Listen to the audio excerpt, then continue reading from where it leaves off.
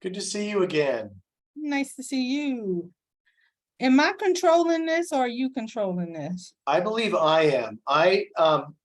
There was some sort of a snag last time with the recording, so I have stopped the recording and reinitiated it. So it's going to come into my cloud space after it stops recording. So I may have to edit a little bit out from this early conversation, but anybody who comes in at this point should be able to come in, and then I'll be able to share the recording with Kate and whoever else I need to share it with. Okay, so this is your Zoom. It is my Zoom, yes. Okay. Kate is coming now. Okay. So we're gonna have quite a few, we're gonna have several CTICs on here. And Okay. I'm gonna jump off at 1:30 and some others will stay on to 2 o'clock. That's for fair enough. MCPS chaperoning. Yeah, okay. Chaperoning purposes. We'll also see what kind of questions come up from this. There may be some students or possibly parents who join it, but I think this is part of that whole series. I think it's a great idea that you all are doing. We do it every year, and this year Kate got real creative with the topics. She changed them around. It wasn't the same old topics. And we had great turnouts. Turnouts. Hi. Hey, Kate, how are you? I literally just got to Pennsylvania, so. Hey Kate, I did find chaperones till 2 o'clock, so you don't have to stress about No, that. I'm fine. I'm good, but thank you. Oh yeah, okay. Thank you. I just wasn't, you never know how traffic's going to be. So my husband has a conference here, so I was invited to come with him, but I'm like, I can work things out, but I have to be on this Zoom. So anyway, thank you. And Kate, just to let you know, I had set this up to be an automatic recording, but I have stopped that and I'm re-recording it now. Oh, so thank you very much. We won't have the problems that we seem to have the last time. Thank you very much. I appreciate that. So it'll come into my cloud recording sometime, maybe a day later or something. No problem. I should be able to send you that link. Yeah, it's been helpful having all these recordings. So thank you. Sure.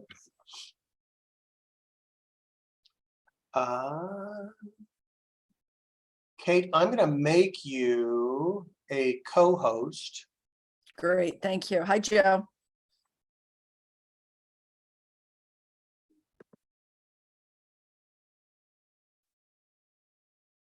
And I'm going to do my screen share now to make sure that comes through well. Okay, thank you. Oh, I need to stop. I need to move this here. Get this out of the way. Here we go.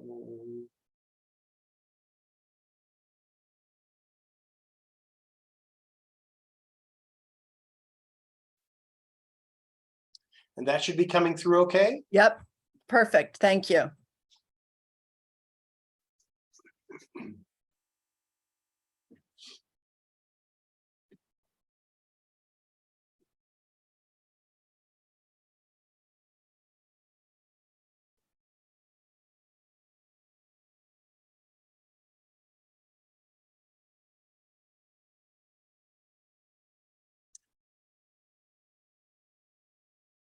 And Kate, you know better than I when you'd like me to start or how many other people you might anticipate. So we'll make about 2. I don't expect a ton of kids on this one, but let's just wait a couple more minutes and then let me just ask that everybody keep their cameras off because it is being recorded. We don't want students' faces showing. Yeah. So, and then we'll get started. So I would say maybe just a 1:02 or something, we'll get started. Super.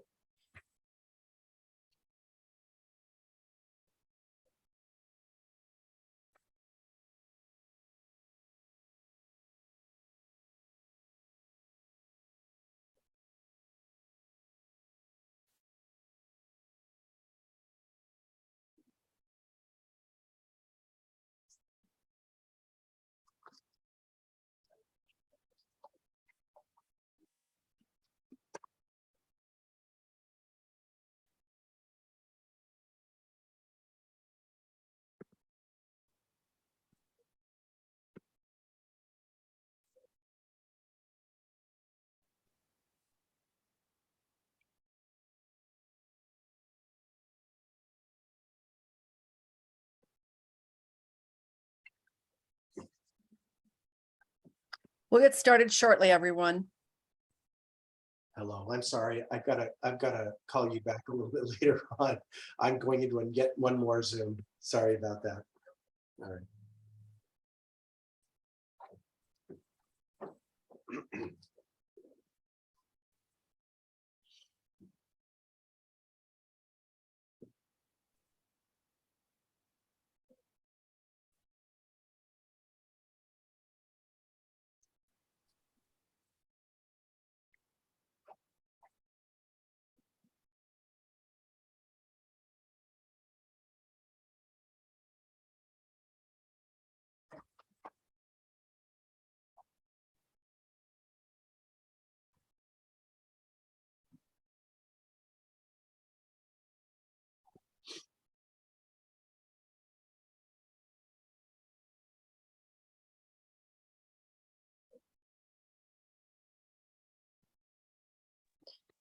Okay, good afternoon, everybody. I am Kate Heald. I'm the College and Career Advisor at Bethesda Chevy Chase High School. We also have Ms. Patterson from Springbrook, Mr. Hawk from Sherwood, Mr. McCrae from Magruder, and I think that's it for College and Career Advisors. Every high school has one. You've probably heard me say that before if you've been on any of these recordings.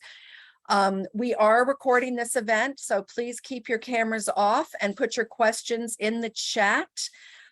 Today we have Mr. Osgood from Harvey Mudd College, and he is going to talk about how the STEM fields are different in college than they are in high school. So let's go ahead and get started. Thank you.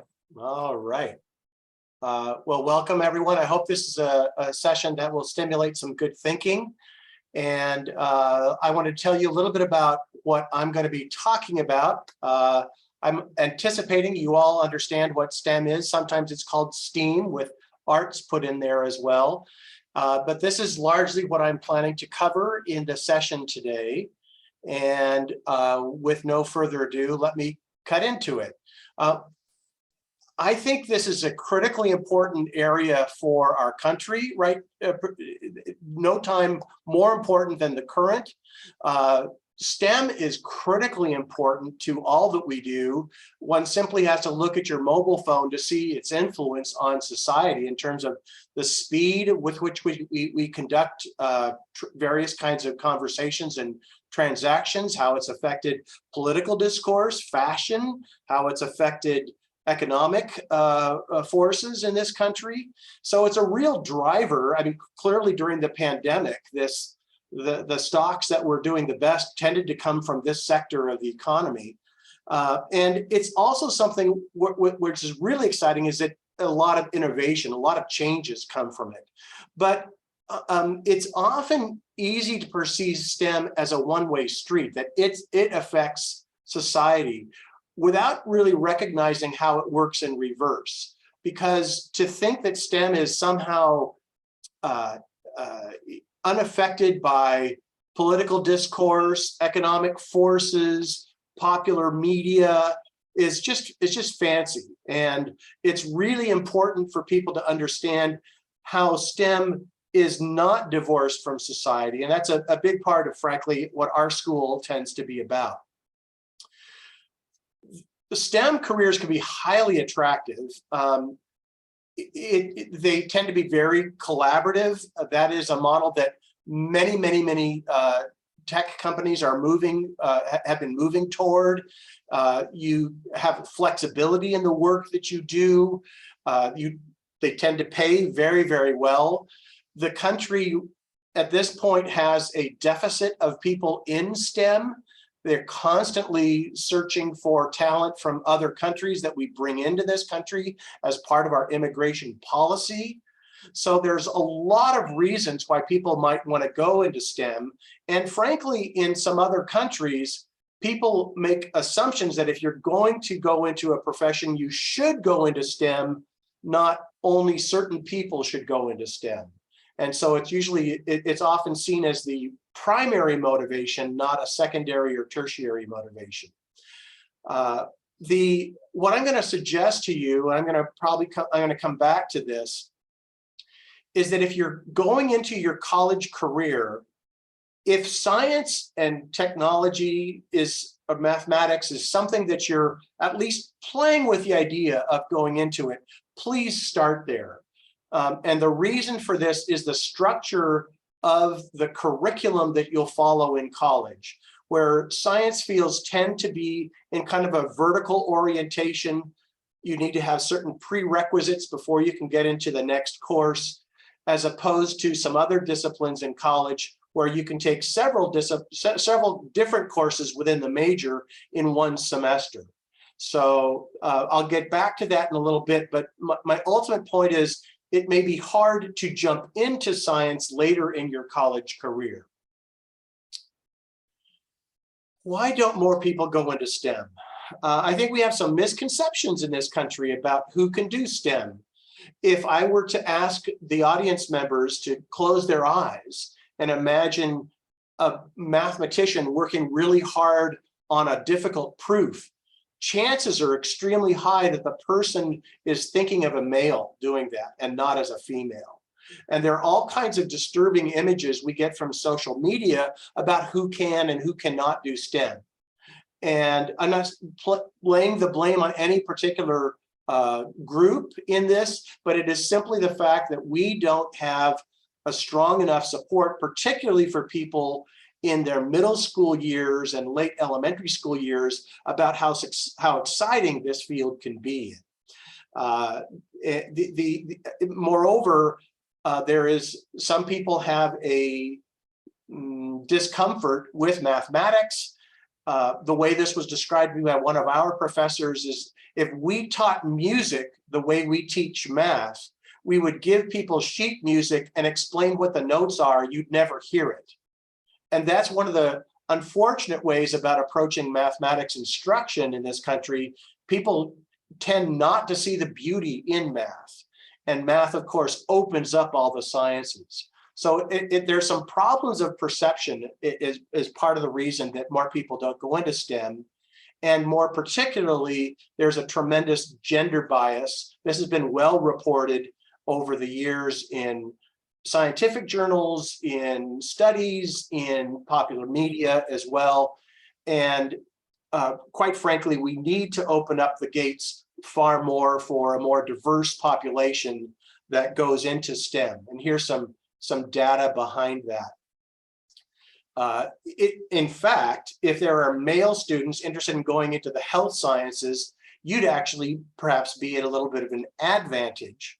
But in a lot of other disciplines, particularly the more technical ones, women are underrepresented, as are BIPOC individuals as well. So there's some very serious issues with this in terms of building our workforce, not only in the raw numbers, but in the representation in STEM.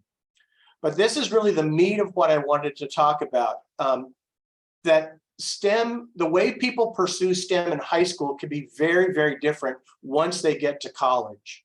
One of the things I like to say about our school is that when a student in high school takes biology, that course is extremely different from the biology course that student will face at our college. And I think that I'm speaking, I think I could comfortably speak more broadly that this is the similar situation in many other disciplines as well. Classes could be taught in a large lecture as opposed to a small discussion class, which puts the onus on the student getting the notes correctly or using some sort of resource to get the information. There may not be, if a student operates best, thinks and studies best by having dialogue, that may not be as much a part of the instruction. At larger institutions, I know this in my own family. My own son has just finished his PhD, and at his university, he was tagged to teach a lot of courses.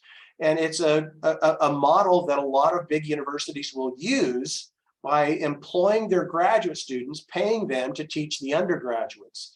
That may or may not be a good deal, but usually I would want to have someone who was really invested in my education and whose primary interests were not their research, their focus, whether that's a professor or a graduate student. I think that it's just a very different approach toward teaching at large, typically at large research institutions. There's good reasons for this.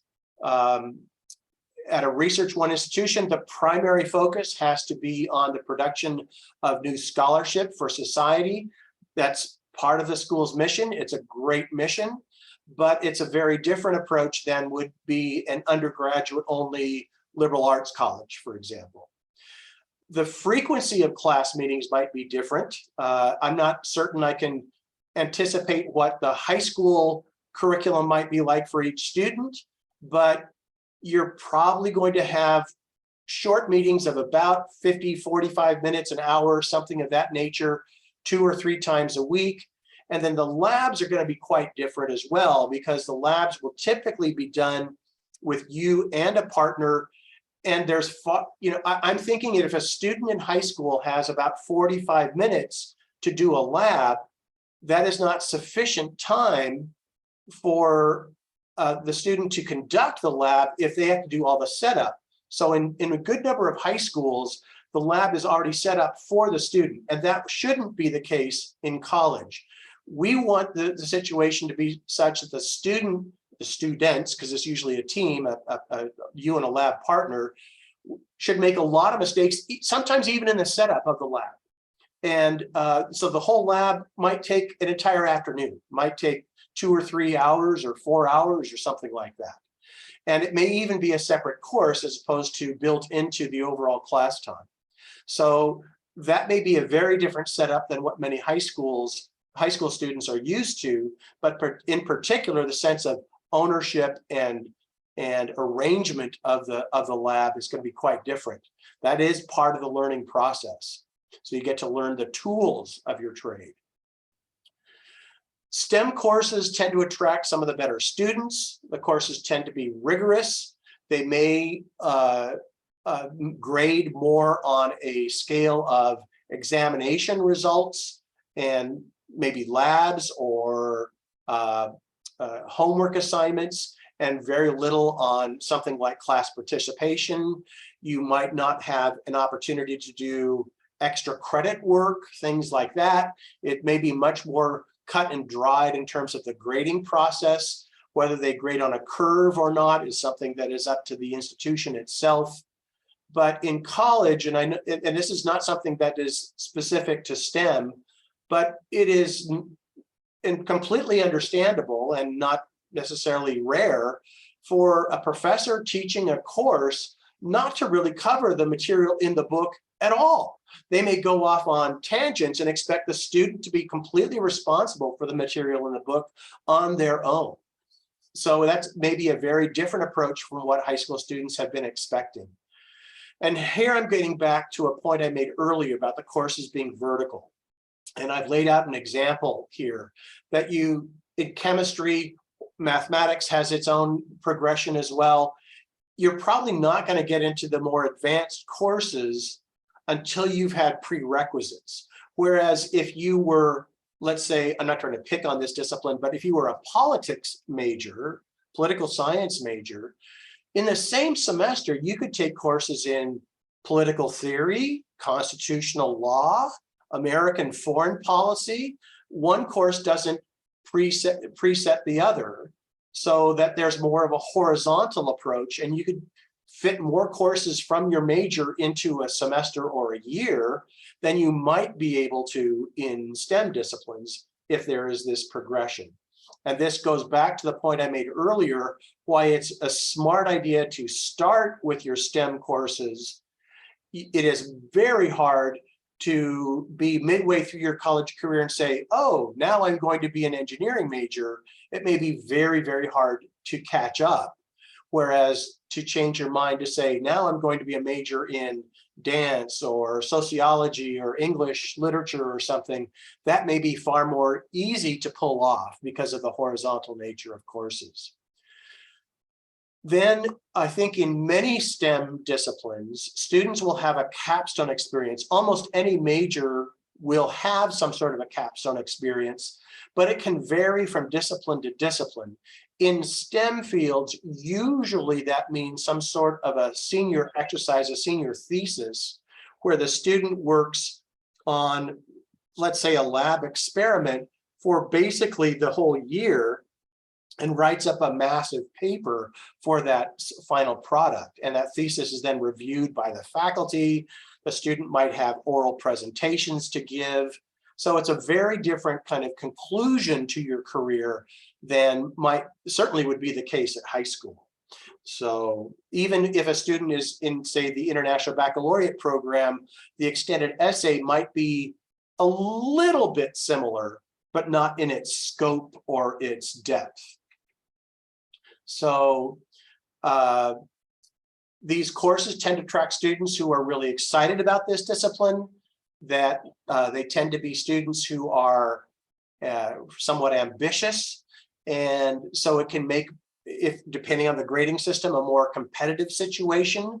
A lot of colleges and universities that have pronounced STEM programs have been trying to push against this idea of a competitive learning process and inviting more of a collaborative learning situation.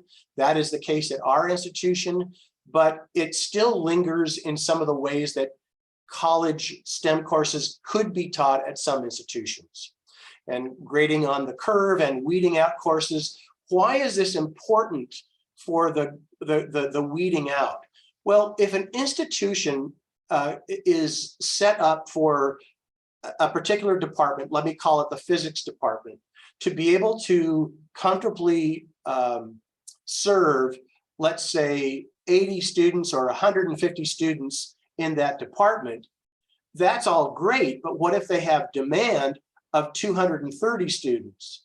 So they may make those introductory courses particularly challenging to make sure the students who will persist are the students who are really serious about the discipline. And unfortunately, that turns some students away from STEM in ways that are not attractive for in helping our society. So then the final piece about this, it's, I think, probably not specific to college STEM, but science is a lot about failing to succeed. One only looks at Thomas Alva Edison to see examples of that, but there are many other examples. And we talk about failing to succeed here. And so there are a lot of small wrong steps. And a good scientist might look at those wrong steps and say, oh, great, now I can eliminate a whole series of possibilities because this one experiment didn't work. I'm narrowing my focus even more, and I'm going to get it. So a certain amount of persistence is really valuable for people in STEM disciplines, not only STEM disciplines, but particularly so in STEM. Oh, I've already gotten to that part. Okay, so there was a study done some years ago at University of California at Berkeley, where they did they wanted to get a sense of why some students seem to do better in their introductory calculus courses and other students were not so successful. They looked at students by what high schools they attended, by various markers of their high school academic record. They looked at demographic backgrounds. And none of those gave a very satisfactory answer for why certain students were succeeding and others were not. What they found out was that the reason that some students were successful is they worked in teams, even if the course was not set up that way. So they would form their own groups and they would solve problems together, share information, and those students were the successful ones. This is a model that one should use. I would also suggest that one of the best suggestions I can make for a high school student getting ready to go into their college career, in their first semester of college, go out of your way, take the initiative to start a relationship with a professor, get to know the faculty members. Eventually, you may want to get to an internship or apply for a research program. And that would be wonderful to help stimulate your interest in STEM. But I hope you can imagine if you have a faculty member, as it were, in your pocket, who's willing to support your application for that research program or internship, Now you've got a better chance of landing that opportunity. And being known within the department is a very good thing. So it turns out your faculty are human beings. They can be somewhat modestly flattered by your interest, and they may take an interest in you because of your enthusiasm. So I really strongly recommend that you take advantage of their willingness to support you, whether you attend a really large institution or a very small college. Smaller college is probably easier for that to happen, but it can happen at either type of a place. So where to go to pursue STEM? I will be honest that I am incredibly biased about this, but there is a strong argument to be made for going to undergraduate focused institutions for STEM students. They tend to be well resourced for their laboratories and for their opportunities, but more particularly the learning by doing, which is a big part of research in STEM, is going to be very, very accessible to students at undergraduate focused institutions. Why is that? It is because there are no graduate students who will have first dibs on the research programs with the faculty. You know, a graduate student is being paid to go to that institution. So almost certainly they're going to be the first choice for some of these more exciting research opportunities. So that's a strong suggestion, clearly a bias I have, that please don't discount strong liberal arts undergraduate colleges for going into STEM. You may not be able to find as many engineering programs specifically, but by all means for mathematics, for chemistry, for biology, for physics, increasingly computer science, you can find these disciplines. So here's some evidence that the persistence into STEM and which proportions of students that go on to further study in STEM and what kind of institutions they've hailed from. And so this is some information that might be helpful for you to consider why an undergraduate focused institution might be a particularly good place to approach STEM. I'm going to make a suggestion that when students are first starting their high school science curriculum, many students start off with biology. I know that isn't universal, but many schools take this approach. And usually one of the first topics that is covered in that course is the cell. Well, if you're going to look at the cell, this cell gets changed by various physical forces, by heat, by pressure. That, folks, is the study of physics. This cell has all kinds of bonds. The glue that keeps those cells together is called chemistry. To understand physics and chemistry, you're going to need to study mathematics because that is unlocking the language of science. Mathematics has some limitations for large amounts of data. You may want to use a computer to do some of your calculations. My point is, from the world of biology, in my expression here, I've shown you just how interconnected all these disciplines are. And in fact, biology is probably one of the most derivative sciences there are. So physics is the foundational science discipline. Chemistry, biology build from it. Mathematics is going to be important. So, but my ultimate point here is that you will be well served in your future if you have skill sets that go beyond merely one discipline in STEM. If you study mostly physics and you know almost nothing about chemistry or biology, you might be giving yourself greater opportunity if you do study that biology and chemistry, the computer science, in addition to your physics. As we mentioned at the start, STEM fields change rapidly. So having an ability to adjust is going to be really important. And this also speaks well for a broad-based education. So you can, you know, if you're working in a technology field, like let's say you're working for Microsoft, and you're working on a project for a biotechnology company, it would be helpful if you knew something about biology so that you could draw on that background rather than only knowing the coding.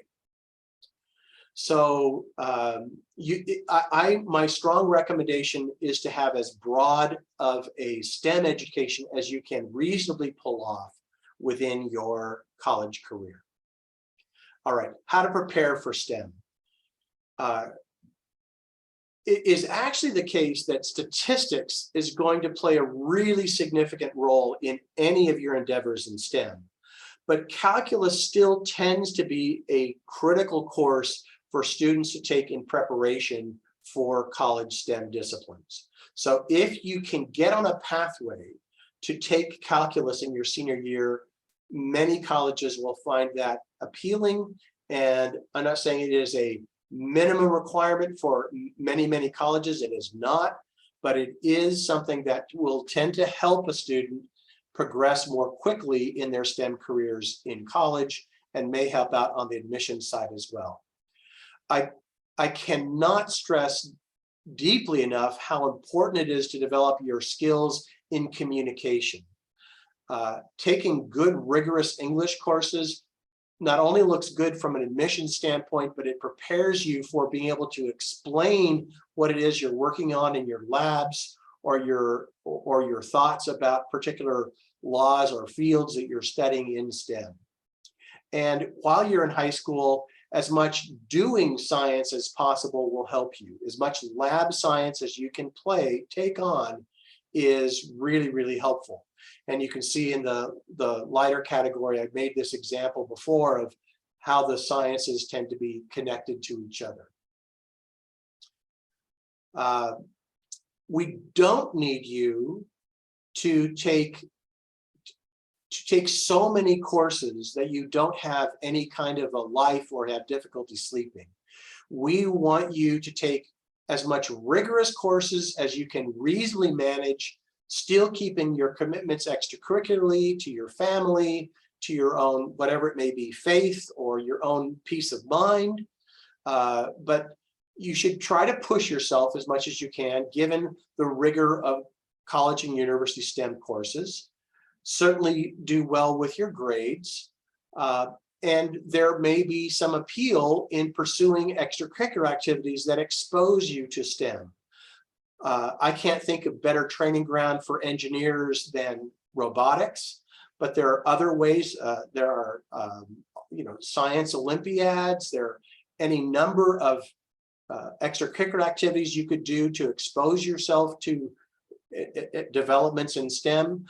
I'm not setting that as something that a student should do, because frankly, at my institution, I can make just as strong a case for a student whose extracurricular activities are speech and debate, or model UN, or athletics, or playing the trumpet, whatever it may be.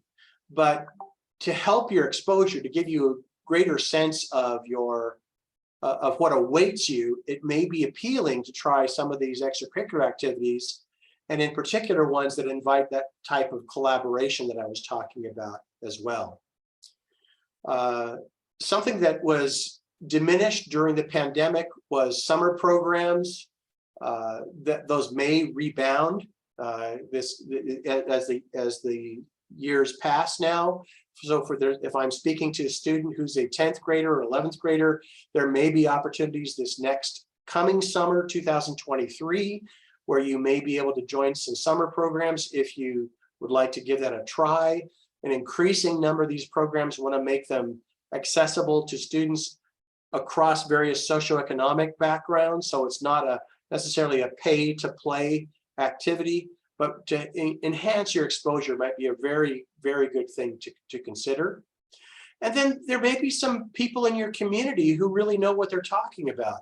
If you've got a University of Maryland in your back door, there are some professors there, you've got a National Institute of Health, all these great, I mean, the Montgomery County area is flooded with great STEM opportunities. And so talking to people who may be involved in these fields showing some curiosity may be something that you could take some initiative to pursue and may well be rewarded for it.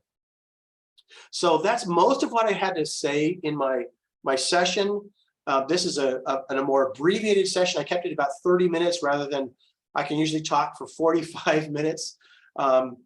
So a question, I'm going to go to the chat now, and I put my contact information, as you can see here.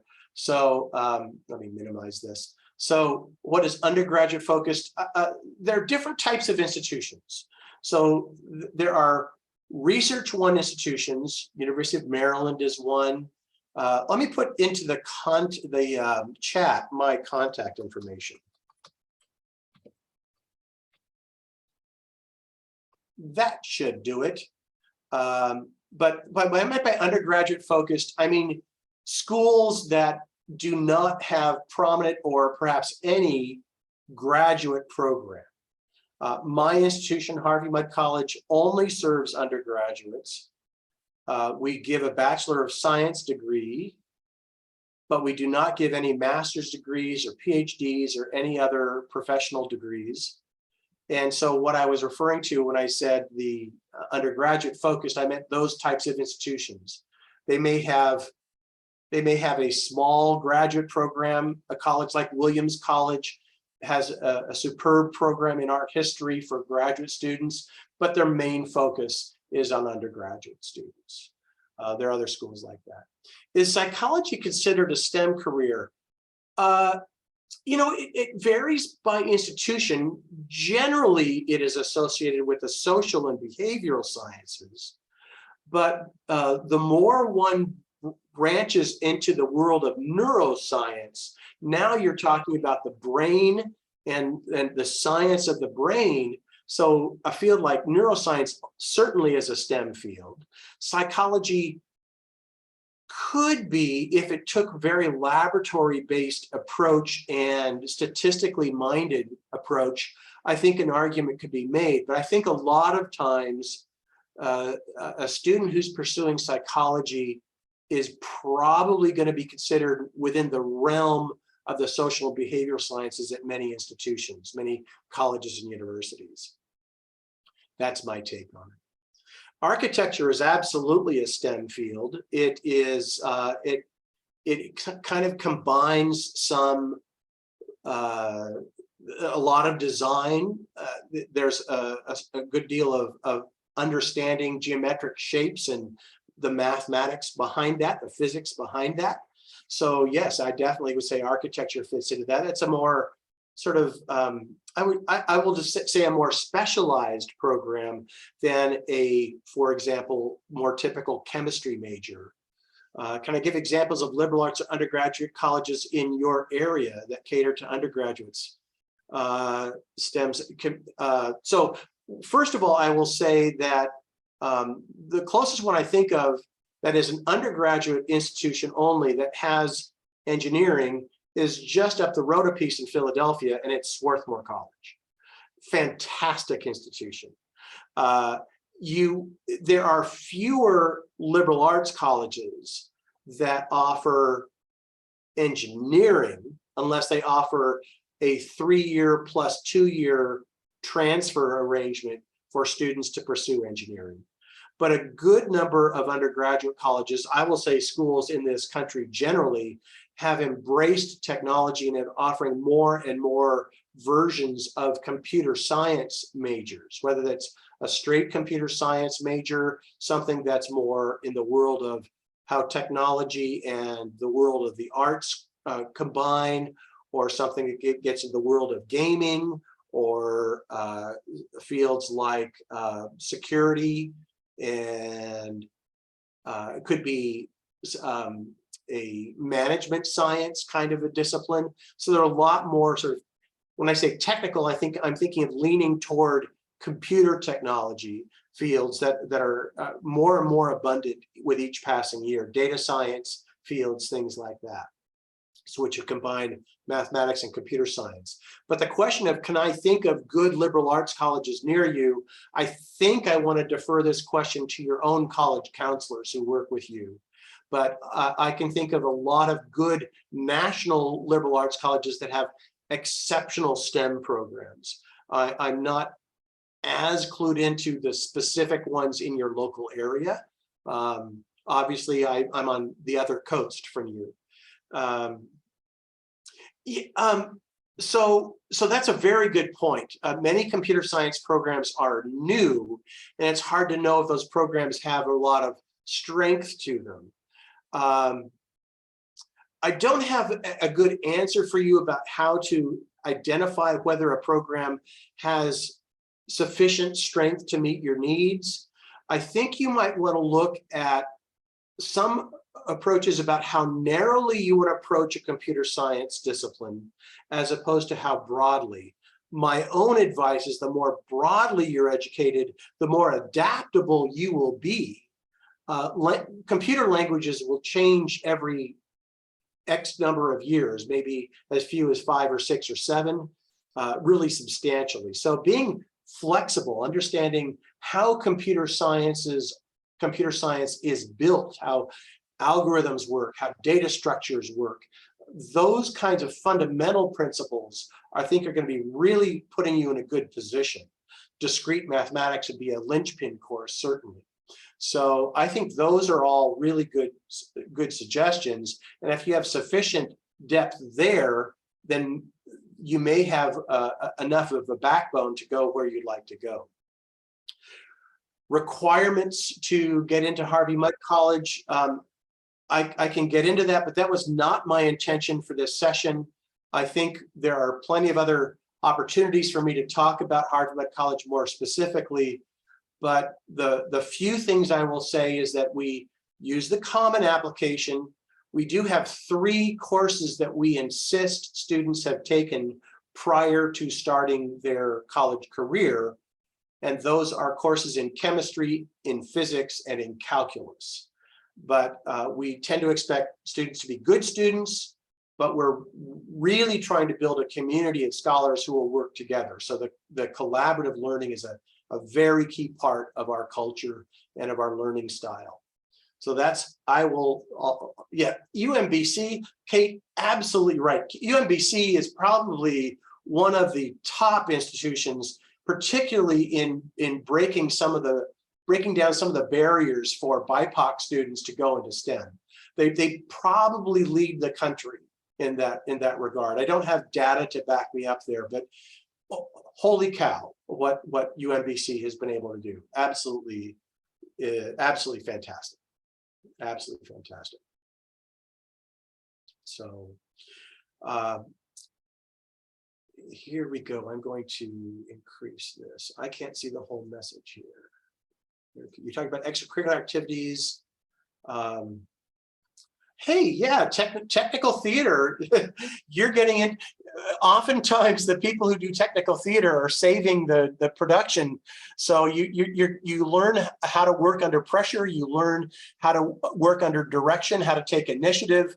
I think all those qualities are really great, and you're certainly learning electronics in a really great way. So I would say technical theater would be a great way to learn about both the world of theater and the camaraderie that happens in a theater group or troupe, but also the technical side of it as well. We have a lot of people interested in technical science here at this institution. So here's a question about the Zoom recording. I am recording this session, and with a little bit of good fortune, I will share this with Kate, who will distribute it to the various college counseling offices in the district. So, yeah, there we go. All right. So with that, I don't have a whole lot else to say. Kate, I believe that I sent you this PowerPoint some weeks or months ago. Yes. I've made some minor changes to it, but just sort of the order of things and a little bit of editing, very minor, but I'll be happy to send this to you, this version to you separately from the recording. So thank you so much. It's been very helpful. Good. So is there anything else that I can help you with, or should I just sign off now and we can have go on with the rest of our day. I have to say, I'm really impressed that all of you are still, doing the work over the summertime. I really admire you're doing that. And I wish you do get some break throughout the throughout the rest of the summer before the students start arriving. Well, I'll tell you, this is our last workshop. At least it's the last one that I had on my list. Other schools may be doing some, but they've been wonderful. And I've been seeing a lot of the same students on a lot of these workshops. So thank you to all of you for being willing to present and, giving us this very valuable information. And hopefully we'll see you for a visit in the fall. Oh, I would love it. That would be great. I'm already starting to count the weeks until I can get back to DC. So. All right. Well, I've opened rep visits, so you're welcome to check it out. Sweet. Thank you so All much, right. Kate. Thank And you. Have a all. great day and a great All right. weekend. All right. Bye-bye. See ya. Take care. Have a fantabulous day, everyone.